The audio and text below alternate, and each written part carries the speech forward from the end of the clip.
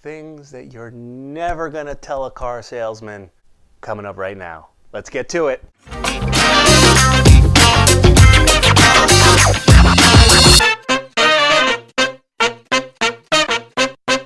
Welcome to A Guy and a Grilled Cheese. This is part 3 of Dealership Secrets Exposed. Today we're going to talk about you, the things that you don't ever tell a salesman.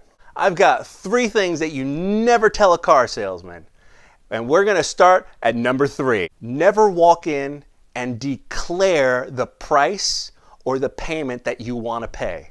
Don't walk into a dealership and say, I want a car and I'm not going to pay more than $350 a month for it. Or walk in and say, I'm not going to pay a dime more than $20,000. This is the wrong move. I will tell you a story of a person who came in with $8,000 in cash, walked into our dealership, slammed the money on the salesman's table and said, I have $8,000 and I want to walk out of here with a car and I won't pay a dime more. And on the surface you say, okay, he's got $8,000, there's no room for negotiation, right? He can't go more than $8,000, that's all he has. Well, one, there's always room for negotiation. Car dealers are notorious for that. Oh, only $8,000, but this is only $8,900. Just for $900 more, we can get you this great car. Anyway, for $8,000, and the salesman at the time, I won't tell you who, told him, we can find you a car for $8,000. And they did. And he walked out of there with a great little car. It was reliable, low miles. It was a pre-owned vehicle. And the customer was happy. The customer also felt like he got a deal, which is great because that's when I had a customer, I always wanted them to leave feeling like they had a deal. What he didn't know is that we sold him a car that was $5,900. He came in and demanded that the car would not be more than $8,000, and we delivered. What he didn't know is that we made almost $4,000 profit on him. So never declare your price up front. Number 2, never say anything like, I need a car immediately, or my car broke down, or I was in an accident and I have to get a new car for work. No, anything that you tell a dealer that sounds like you're desperate will automatically signal dollar signs in that dealer's head. And number 1, never, ever tell the car salesman that you love the car. If you tell me that you love the car, I am going to hold that price as close to the MSRP price as I possibly can, because I know you love it, and you're not going to leave something you love in my parking lot. So if you tell me that you love the car, I stop being able to negotiate. I am not flexible. I hold that price, and guess what? You buy it from me at the higher price. Why? Because you love the car. You're buying a piece of metal. Don't fall in love, and always be ready to walk away. It's okay. That car is not exclusive. They make thousands of them, hundreds of thousands of them in many cases. So there's always going to be another one. Don't fall in love with whatever car is in front of you at the time. Before I let you guys go, I want to touch on one more thing, and it's called price discrimination. Price discrimination may sound something kind of illegal, right? We're not supposed to discriminate. Well, price discrimination is absolutely legal. And what that is something that a car salesman does.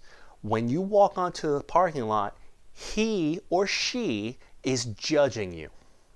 They look at how you are dressed, they look at how you act, and they strike up a conversation with you.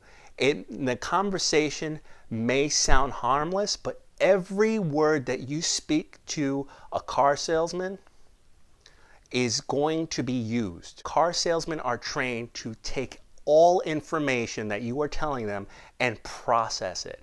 And one of the ways they process it is something called price discrimination. They're going to talk to you about what you do for a living. Hey, so what do you do? I work at H&R Block. I'm an accountant. Right there, I've made a determination of what you can or cannot afford. Everybody's favorite subject is themselves.